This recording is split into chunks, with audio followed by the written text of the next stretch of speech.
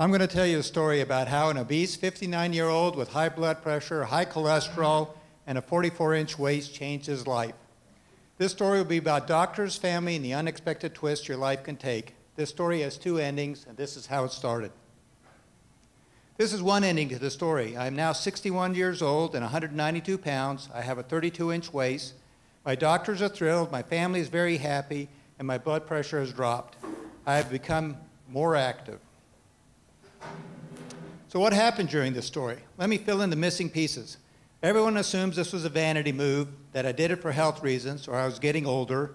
I had a dear friend die, or I had a high school reunion coming up. All true, but they are not part of this story. I want you to meet my daughter, Alina. She was a bright 28-year-old college graduate. She was working as an accountant for CA. She was happy, successful, a picture of health. She had occasional headaches, but the doctors didn't seem concerned. In September of 2016, we ended up in the emergency room. The doctors found a massive brain tumor.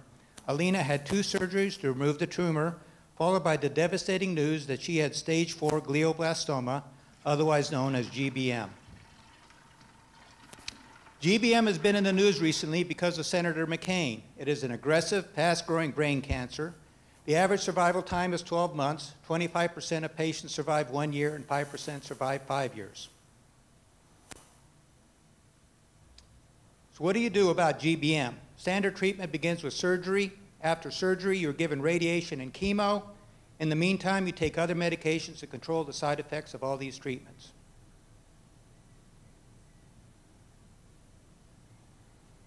Tick, tick, tick. GBM makes you acutely aware of clocks ticking.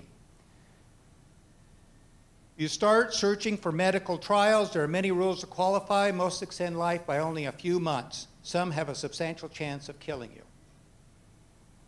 We decided to join a ketogenic diet study, not something you would expect for cancer treatment. This wasn't a random decision because there are many studies looking at how diets might improve cancer outcomes. I joined Alina as coach and cook.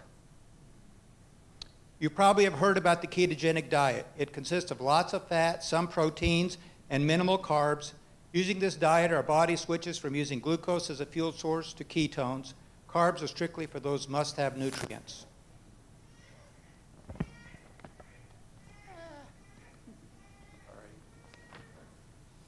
Well, I'd like to offer you a magic bullet for all cancers. A ketogenic diet is not that. The diet does not cure cancer. It should not be used to replace standard treatments. But the diet has shown promise for some cancers, especially GBM. So why would a diet help? On a simplistic level, cancer eats glucose and needs 20 times more glucose than normal cells. Cancer cells cannot make the transition to using ketones, especially in the brain, making them more vulnerable to chemo and radiation. I won't sugarcoat it. The diet can be hard. The first 2 weeks can be terrible. You give up lots of comfort foods, plus you'll need a new cookbook. So switching to a ketogenic diet isn't the first thing that pops into your head when you hear cancer. But the diet works. I steadily lost weight without substantial hunger or changes to my limited exercise program. My overall health improved. I slept better, felt better, and hopefully looked better. So don't expect to turn into my muscle-bound friend here. There's unfortunate hype surrounding this diet. There are no magical ketone supplements that turn you thin, but studies show it can improve your thinking, help with type 2 diabetes, dementia, seizures, and inflammation. Every diet has its detractors. Recent news has been particularly harsh with dramatic headlines. Some consider it a fad, others question sustainability. So are they right?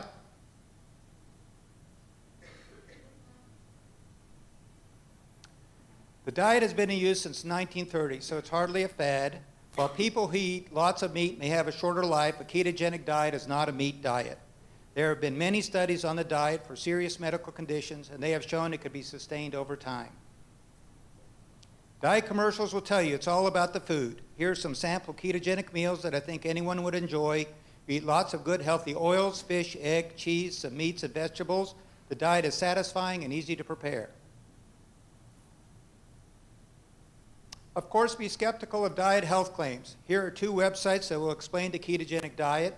Diet Doctor is particularly useful with great videos. Charlie Foundation is great for medical issues. Both have great recipes.